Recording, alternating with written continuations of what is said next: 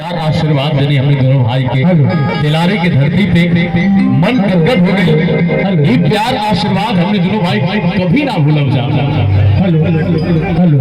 और हमने के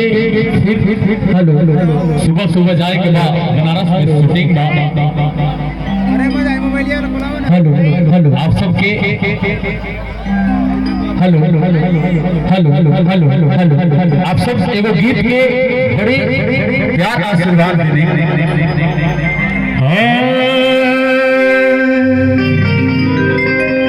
अरे की माथ बस लूगा तही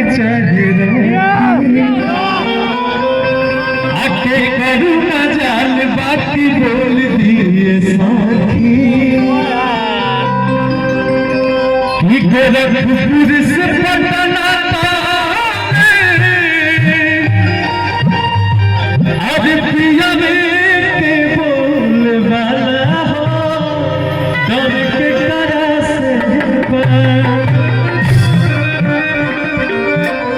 गोरखपुर से पटना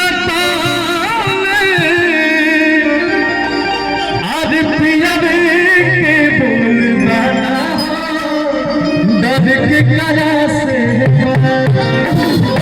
भाव रहे गीत के आप सबके खूब सारा प्यार देने कि मारी के चाहल बोलती पहला हो दब के करा से।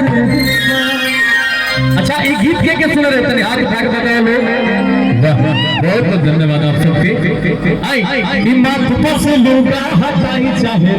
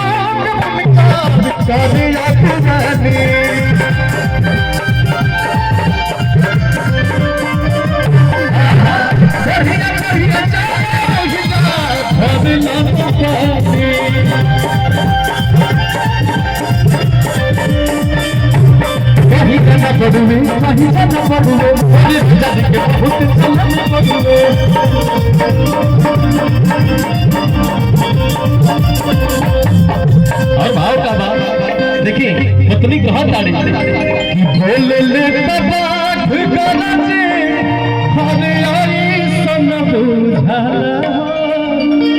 दब के करा से बना कि बोल ले तबाठ गलजे आई सन बुझाना दब के करा से। और पत्नी कहा ताड़ी कि बोल ले तबाठ गलजे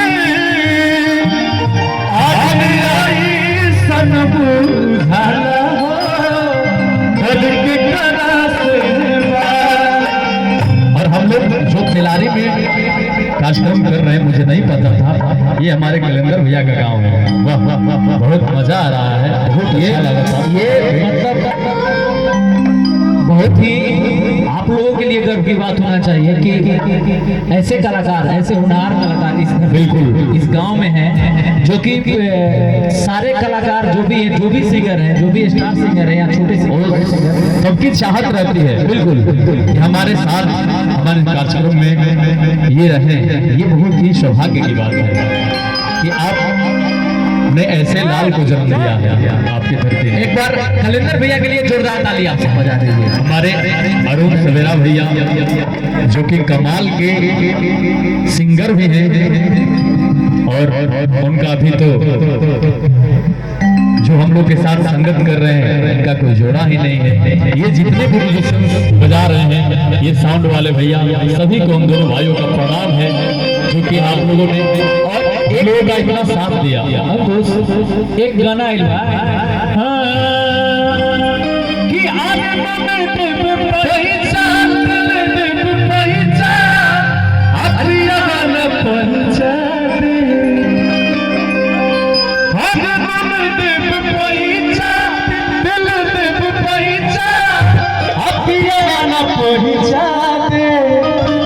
भाई एक जन हेरे आ जाए हेरे आ भैया और तोहरी के जो फल हरे मुझ बलुआ कहतारी कि तोहरी के जो फल हरे मुझ बलुआ घटी है पकी का रस ले ऐसा की घटी है पकी का रस ले ऐसा की घटी है पकी का रस